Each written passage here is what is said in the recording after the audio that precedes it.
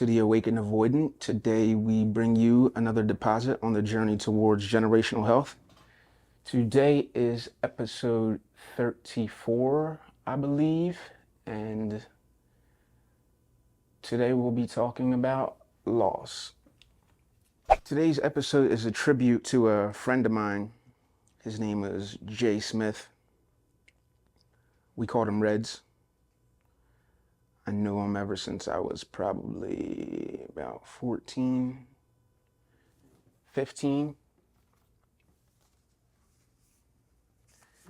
Today's episode is a deeply personal episode for me. He passed away in, I'll just say a vehicular accident, because I don't know all the details absolutely, so I don't want to release any incorrect information. But today's episode is going to be dedicated to sharing memories and just reflecting on his friendship and trying to find solace in the midst of grief and, real time, because it just happened about a week ago. So we'll see how this goes. I'm in here by myself today. Let's kick it off. Oh yeah, I want to thank everyone for joining or just watching, participating, whatever you do, however you consume it. If you could, I'd appreciate it. Like, comment, subscribe, share, whatever you could do to help boost it. But so either way, thanks everyone for what you've done to this point. So back to my man Reds. I'm gonna call him Reds, but his real name was Jay Smith. But Reds is how I knew him. He was he was a genuine guy, just like super genuine. He was the definition of friend, like what it meant to be a friend. He was that to a T, maybe to a fault. He was just incredibly loyal. He was a leader among us, because growing up where I grew up, it's like, even though you think of like impoverished areas as areas where, there's a lot of crime and, fatherlessness and just the woes of a downtrodden area economically, but it's everywhere really. And not like where I grew up with is certainly not inner city, but the same shit's going on everywhere. Like you can be involved in the same things that's going on down there where I'm from. So just a lot of boys, fatherless, no real guidance, and just supporting each other, on some like Lord of the Flies shit. Literally, we would all be just like at certain people's houses. There'd be a mom that was pretty much like the mom of like 30 different people, and I'm gonna say her name now because she was important too. Fran was like I would say the town mom for the east side. She was just there for everyone, just a place where we all hung out, where we're all safe. So Reds he wasn't a big dude. He wasn't super strong. He wasn't super fast. He was none of these things, but he wasn't a scary ass dude. He was never scared. Like, you knew if something was gonna go down and Reds was there, you were good, because he was gonna be a part of it. He was gonna make sure that things went the way they needed to go. He just wasn't a scary dude. So I would just say, like, you felt safe when you're with him, like in his presence, even though he wasn't known for whooping no ass or anything like that. He wasn't known to be a bitch neither. And everyone knew that. He stood on, principles. He was respected, a likable guy in our area. So yeah, he was I would say a leader to a bunch of boys that just really didn't have any leadership. And he himself, I don't believe, had much leadership either. He had an older brother, but I don't believe, from what I recall, his father was absent as well. So it was just a bunch of us all looking to each other and raising each other. And Reds was, at the top of that group of young boys. But he was a good person. He wasn't leading anyone astray or getting anyone into trouble or asking anyone to do any crazy shit. He wasn't passing anyone to sell drugs or, he wasn't that dude. He just a regular dude. So he was big on friendship. It was like we were all brothers. Literally that brother from a different mother shit. Like he believed that. He would say that all the time, and that was like he genuinely, I think he believed that. He put a lot of his faith and trust. Damn, I knew this shit was gonna be hard. He put a lot of faith and trust into his friends, because I guess it was all he had. He had this one friend. I was gonna call him JC, which would sound crazy because it sounds like I'm referring to Jesus Christ, but I'm not. I'm actually referring to a fella named John Curley. He was his friend, but looking on it now, I could see it was bigger than that. It was almost like he was a friend, but like a father figure to him because this person, big, strong, tough guy. I guess handsome. I don't know. Apparently handsome. He did well in that area too, but he had a lot of the qualities that men respect and men look up to. So although he was a friend, I believe that this person now in hindsight was like, you know, a father figure to him too, that he looked up to, that you just don't realize in the moment. You don't realize what we're all using each other for when you're younger. Like you think that you're just friends, but I don't know, you just don't realize the true value or meaning of what it is and what exactly that we're doing for each other or to each other. So I think I know that was somebody that he looked up to and loved, and just had a lot of respect for this person. And when you're kids, you don't know that. You hear someone talk about someone, and it's like, oh, he seemed to have a real genuine interest in this fellow. Like he likes him a lot. He puts him on a pedestal, and you don't understand it because you're not thinking on a level deeper than what you can see or understand in that moment. But now looking back, I see it, the larger picture of it, and yeah, that was somebody that Reds looked to and trusted as he did all of us. So we were all just kind of, leaning on each other and supporting each other. I would compare it to like, I gotta stop using the word like, I would compare it to a gang, but we weren't a gang. But now I understand what people get from a gang. In the absence of a father or loving energy in your home, you look to fill a void. And I imagine that that's what people find in a gang. It's a sense of community. And I would assume or imagine that the intention of these gangs they're never bad, and rarely do things start out bad. But if you have a group of people without structure and guidance, inevitably that situation is going to steer itself towards chaos and destruction. So I would say we were like a gang of boys, but minus the gang activities. We weren't doing anything like that. But and Reds was like yeah, I would say he was a leader among us. Just a real, I keep saying, genuine, loyal friend to the end. Just someone that you could trust, someone that you could put your faith in, someone that you knew he was going to show up, he was going to do what he said he was going to do 10 times out of 10. So losing somebody like that, it's very hard. It's,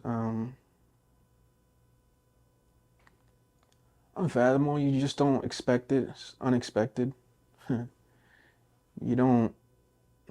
I mean, I don't want to say that I wish it was someone else, but I'd rather it had not been Reds.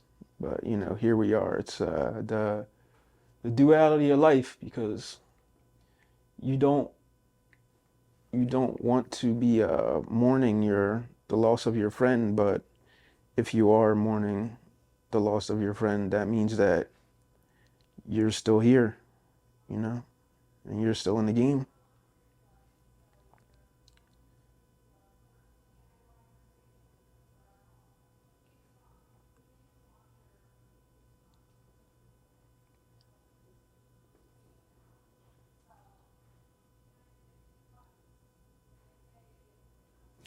The hard thing to cope with.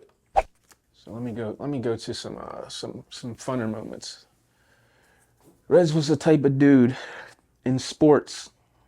We'd be playing a game, and this dude, he wasn't unusually athletic, but he could play. You know, he'll show up, he'll compete, he can go hard. You know, he could do his thing, put some points on the board. But he's a fouling ass dude. He's gonna foul you all game. He's gonna foul you up and down that court, and you're never gonna get that call. Rez just ain't giving it to you. But first time you breathe in Rez's direction, he's calling that foul, and he's getting it. That's just that's the type of dude he was. But you know, it's that's the type of dude he was. He is even though he was a white fella from the suburbs, he had the soul of a 60-year-old black man from the South.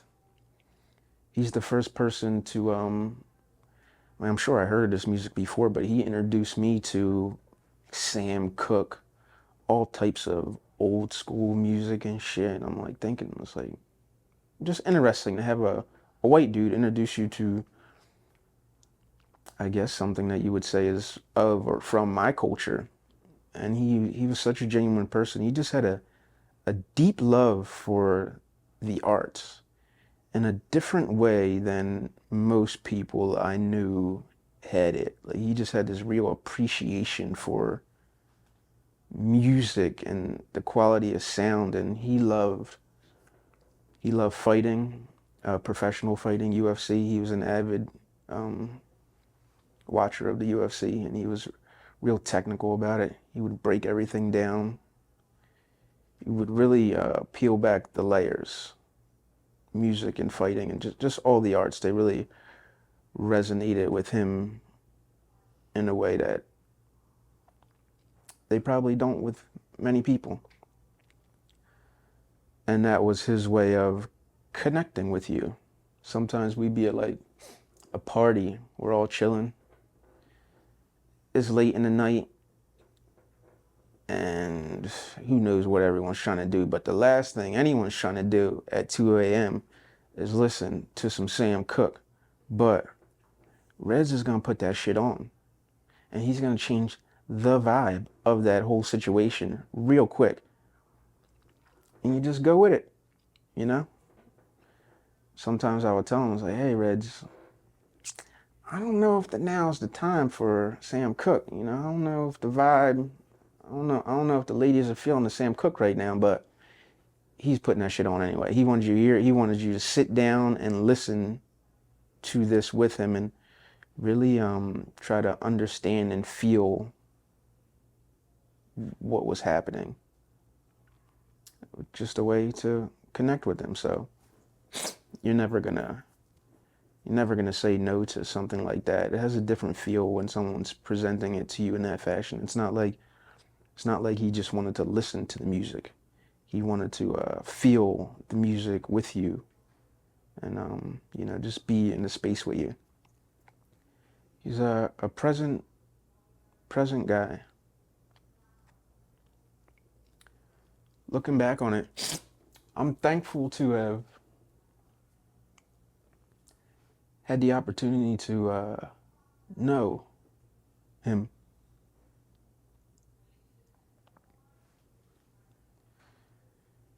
I don't think you get many like that. Like, well, I know for a fact.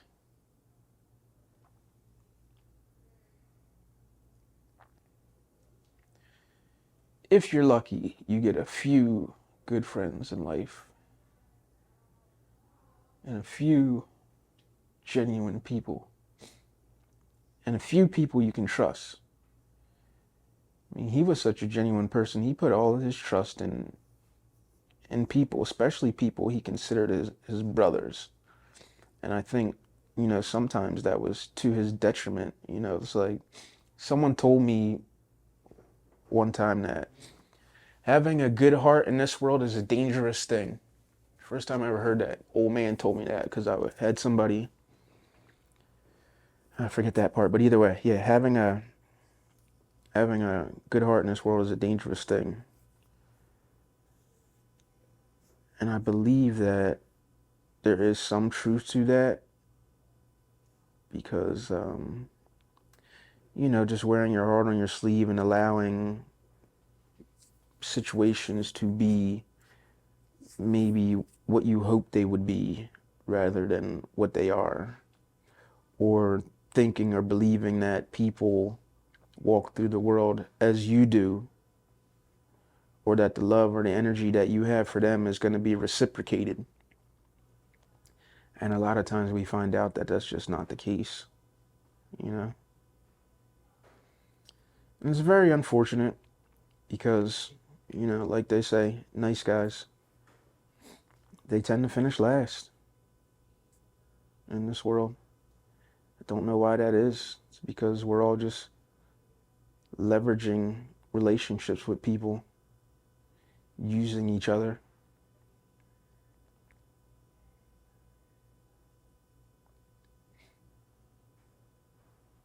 Just trying to get the most out of each other.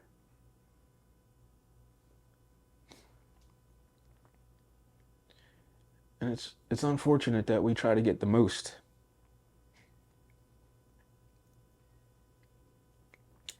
but not the best. So yeah, Reds was trusting and trustworthy. The last thing we talked about, he was he was good with his hands. He was a skilled contractor, and he was gonna help me build a deck. I asked him how much he wanted.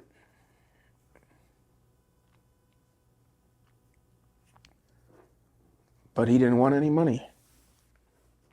That's the kind of person he was.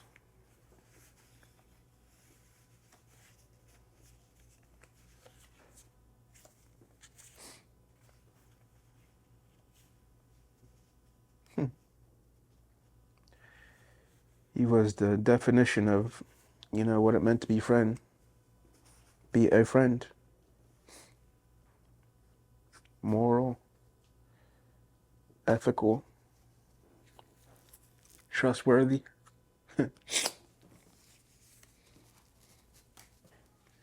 Such a good guy. He's the only guy that can get away with this next thing I'm about to say about him.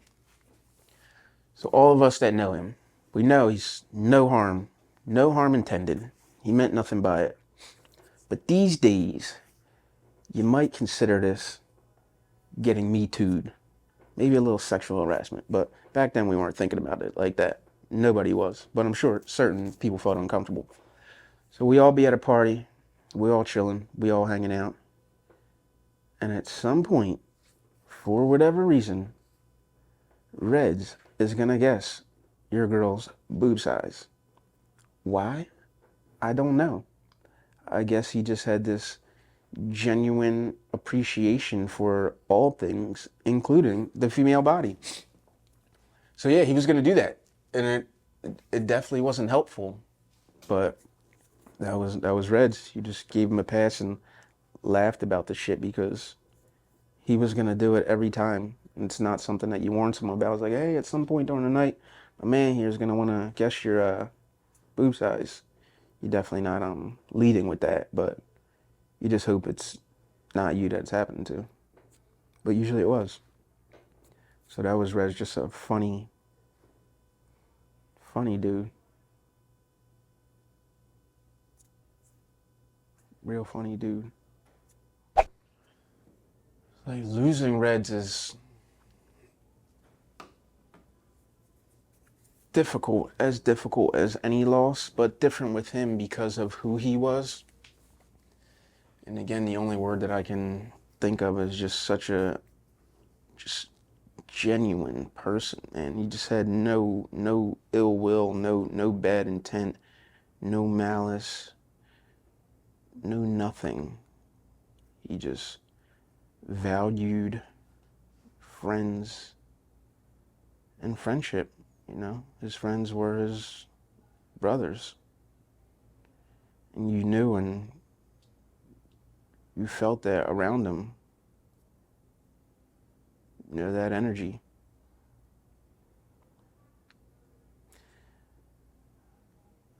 I assume that his children will want to honor their father in some way.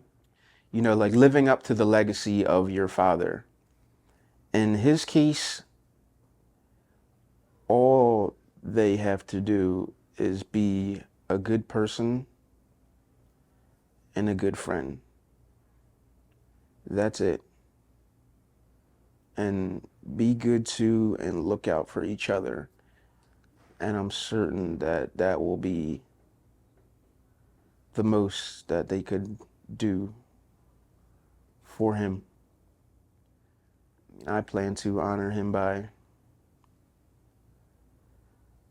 just, well, this for one, and just trying to keep his memory alive.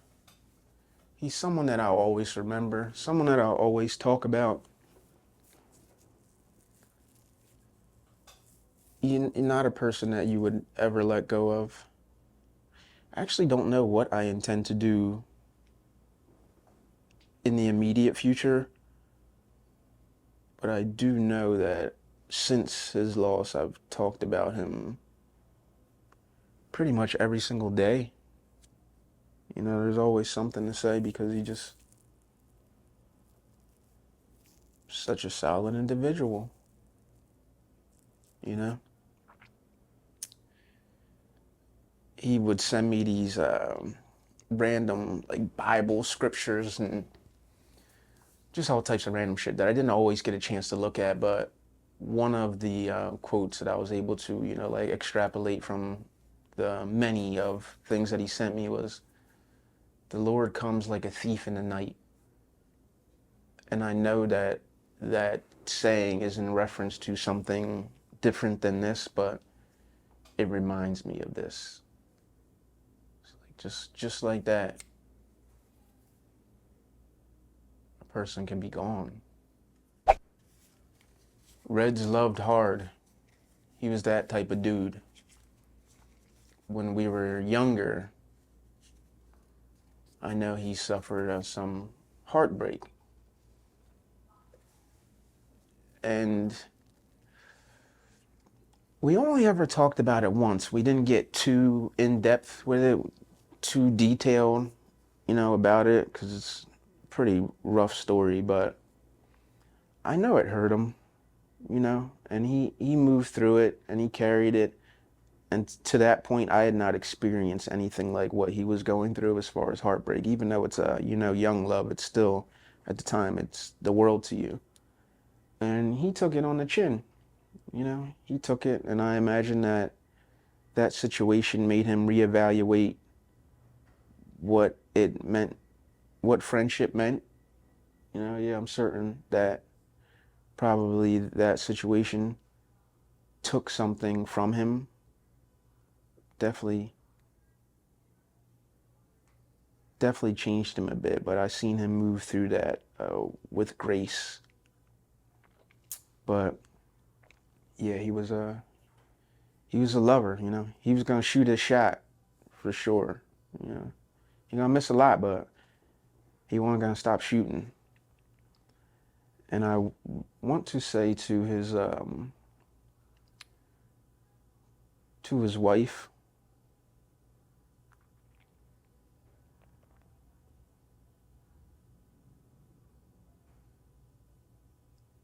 I want to thank her.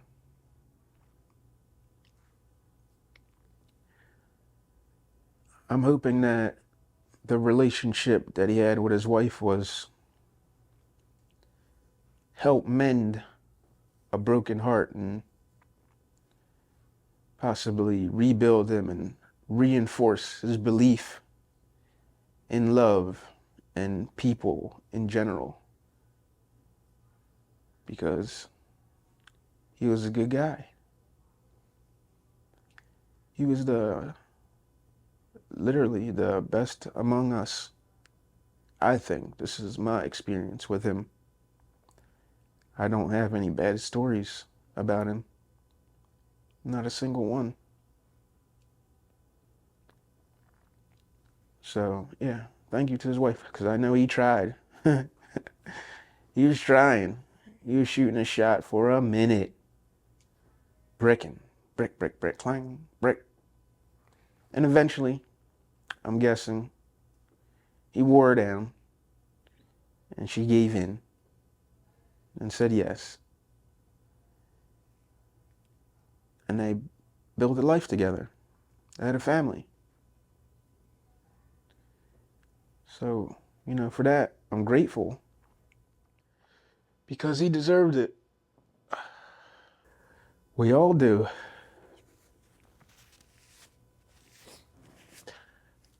I imagine that's why most of us do anything. In search of love. To fill that void or make that connection. The connection that we long for. Shit, I appreciate his brother for making him tough. Even if it was inadvertently. Even if it was unintentional. Just his presence made Jay a tougher person. Made him capable of leading.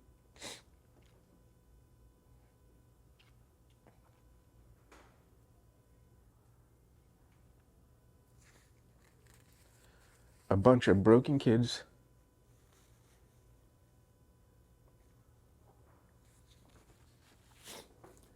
Just looking for guidance.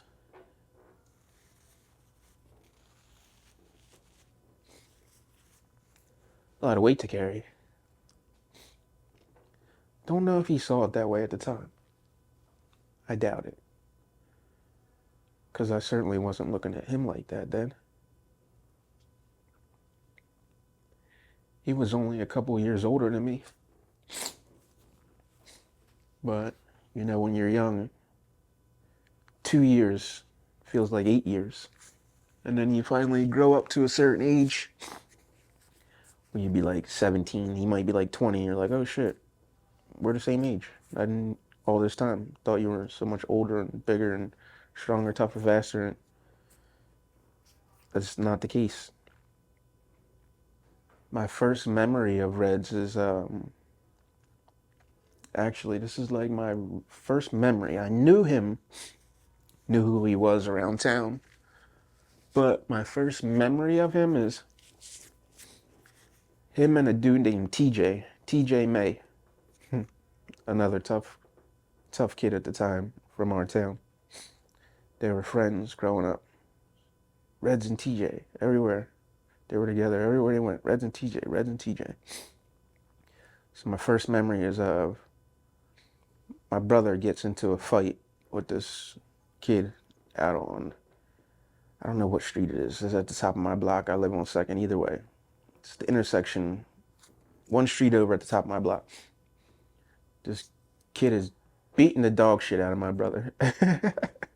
Whooping my brother's ass. But my brother's still getting after it. He's still active.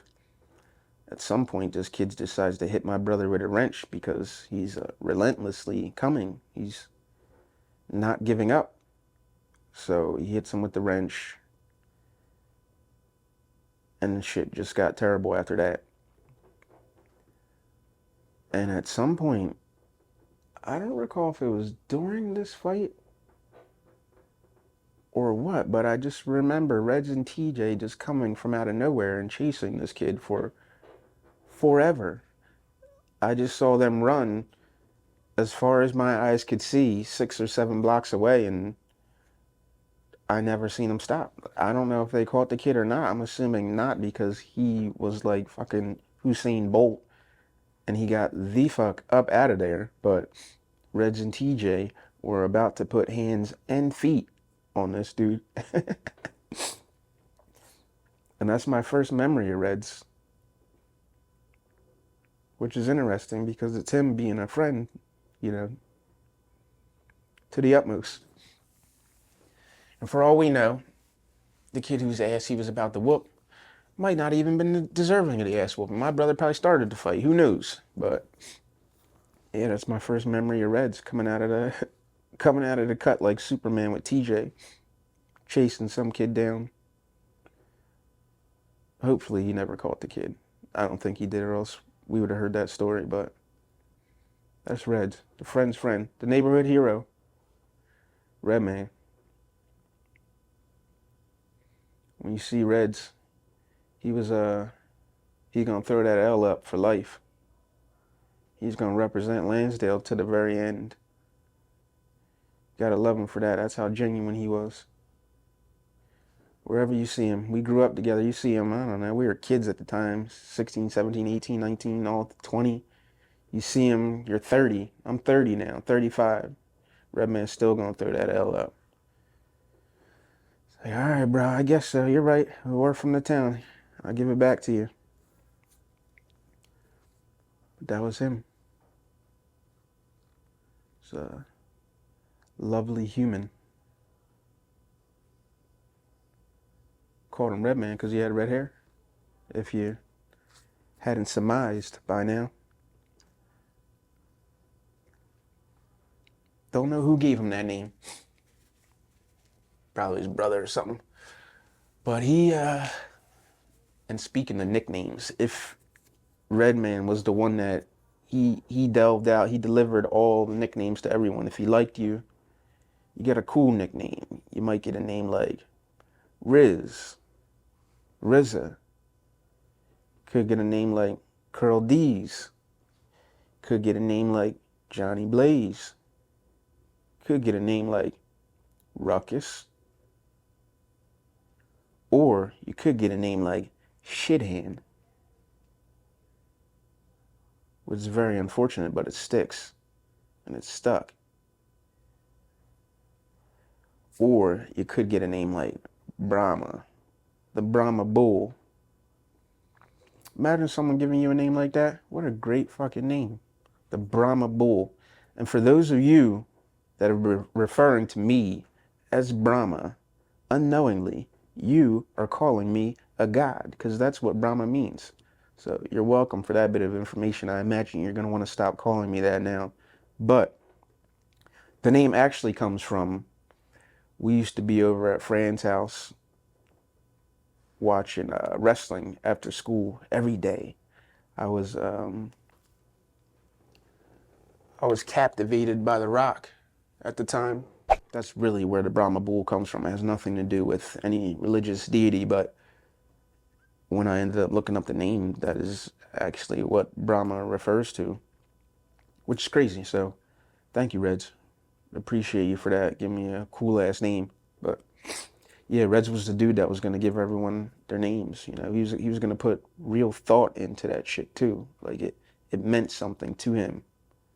All of it meant something to him. You know, we filled that space, you know, for him. He was just a cool ass dude too. Super cool, too cool. What he didn't have in looks, he made up for in coolness. He was that kind of dude. I don't know if he knew that he had to do that or is it just innately who he was, but the bull was just smooth, just cool about his shit. Never seen him out of pocket. Never seen him on no goofy shit. Never seen him be anything other than stand up or do anything other than be a stand-up person.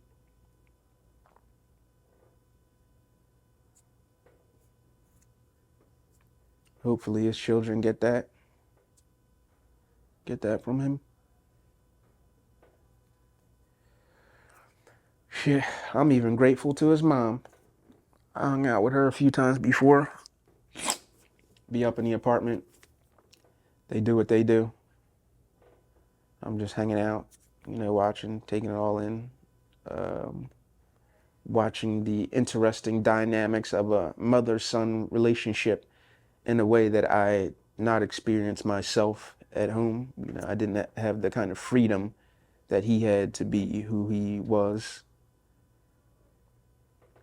which, I think allowed him to be who he was.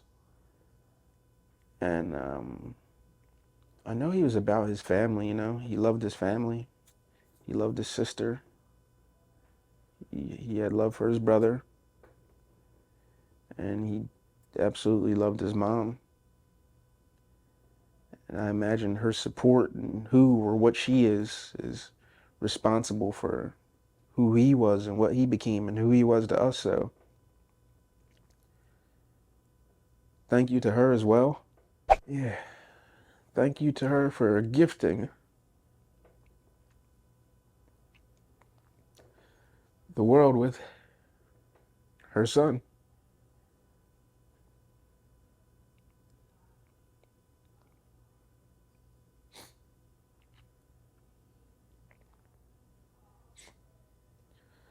It's very unfortunate that he's gone. One of my close friends lost his son in the streets, gun violence. Rest in peace, Daquan Tucker. Ooh, another friend of mine lost his life, gun violence. Rest in peace, Robbie Braxton.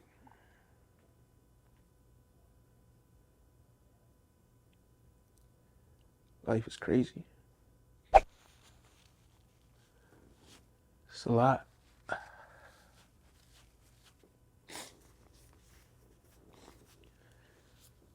So, what do we take from this? What can I take from this?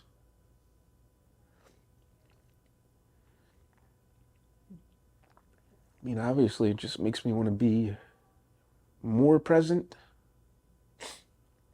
and more appreciative of the little things.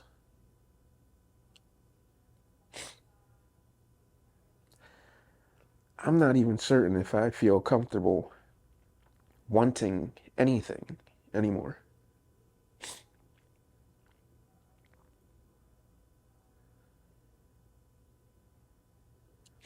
I don't know if I should want, or if I should just be grateful for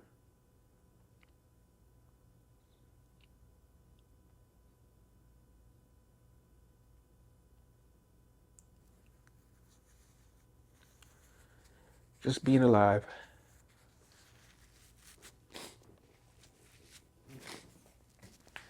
It's crazy to think too, because the way it's told to me that he passed, a vehicular incident, and I myself was in a vehicular incident, and I should be dead for certain.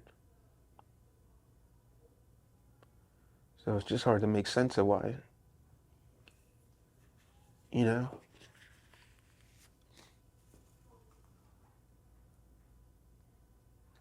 Why a friend goes like that. No rhyme, no reason.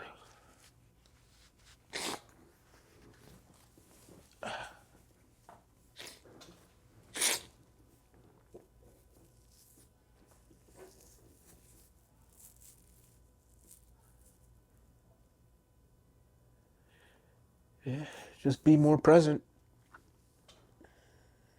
Show more gratitude. Reach out to your people.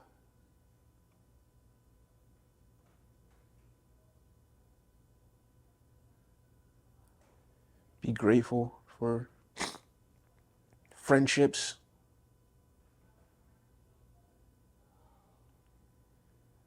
I feel like the word friendship and love, sometimes there's so much conflict within what it means to love someone and be a friend, that the words lose value. It's like they have a stain on them, because they aren't just one thing. You know, love can be ugly.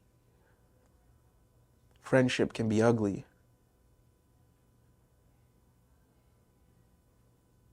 But it doesn't have to be. Shit. Do a lot more crying than I anticipated. I don't know if I'm going to be able to put this video up. We'll see though. Maybe I got to do it for Redman. He's such a genuine dude, it wouldn't matter to him. Interesting though. It's a devastating loss. It really is.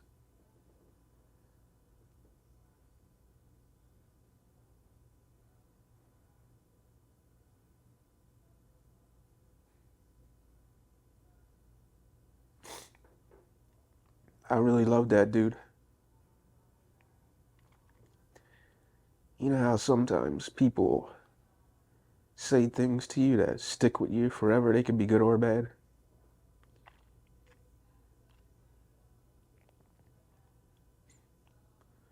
One time he told me, I think you're here for something special. I don't know what that is, but you're different. And I held on to that ever since he said it. Don't know what he means. Not sure if he's right.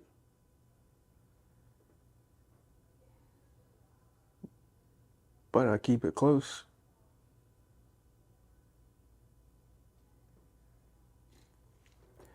I imagine I'll keep that with me forever.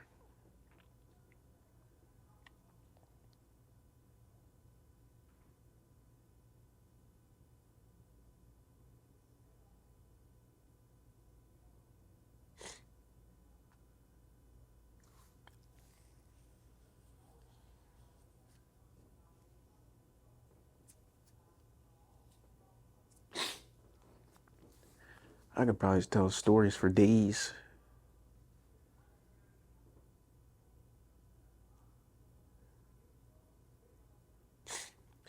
Towards the end of his life, I know, as I shared earlier, he found faith. I don't know if he had always had it. I do have some memories of him invoking the words, but I don't recall him leading with it like he did towards the end of his life, because he was always sending me messages.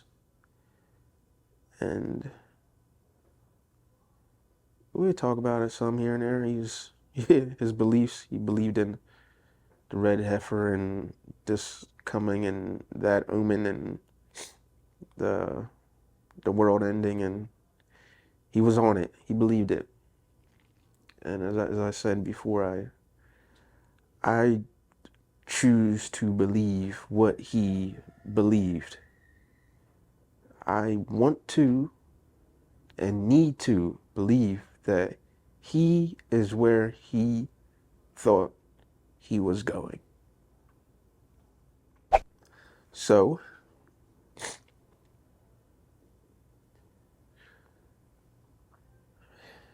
thanks to everyone that helped make Jay Smith who he was, who he is. Everyone that supported him, helped build him, lifted him, loved him.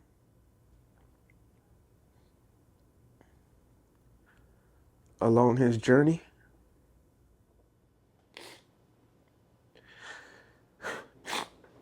And maybe one day we'll meet again. Love you, brother.